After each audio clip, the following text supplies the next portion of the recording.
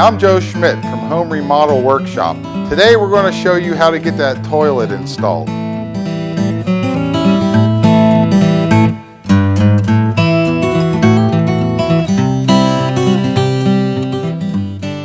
In this situation where the flange is actually sitting on top of the finished surface, you'll want just a standard wax ring and standard length John bolts. In the circumstance where the flange itself is actually below the finished floor surface, you're going to want to get yourself an extended wax ring and longer bolts. As you can see, this wax ring is much thicker than the standard wax ring. Now, I personally like the John bolts that have the extra washer built onto it. It helps the bolts stand up very easily. You'll notice the head of these bolts are clipped square. They fit down into the square slot on your flange and just slide them in. Now you're ready to apply your wax ring to the flange. There is a flat side on the wax ring. It goes down against the flange, taper side up.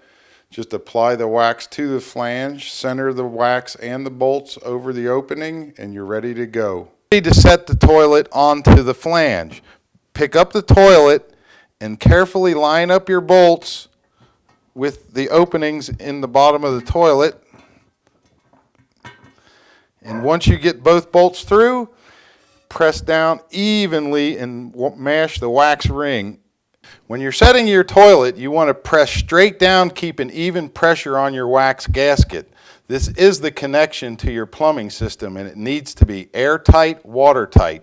Do not rock back and forth or front to back, or you'll end up with a leaky seal, which could leave sewer gases in your house or water on your floor.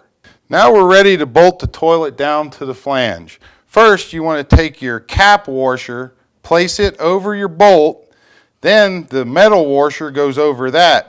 Keep in mind on this cap washer, there is an up and down side on them, and sometimes it's hard to tell. Go ahead and take your nut, thread it onto your bolt. Now that your bolts are finger tight, go ahead and alternate your wrench from side to side to tighten both sides of the toilet evenly.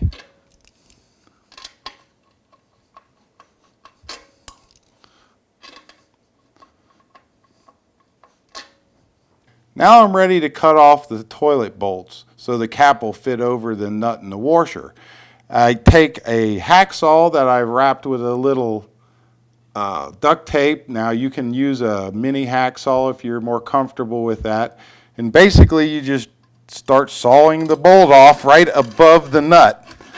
And once you get it broken off, you take your cap and you give it a firm wrap and it's on. For connecting up your toilet, I would use one of these flexible water lines. Unless you have some experience with bending rigid plumbing supply lines, you're better off with these. They're braided metal, they come in various sizes, and it's easy to connect. And there you go. Put the toilet seat on it, and this one is ready to get to work.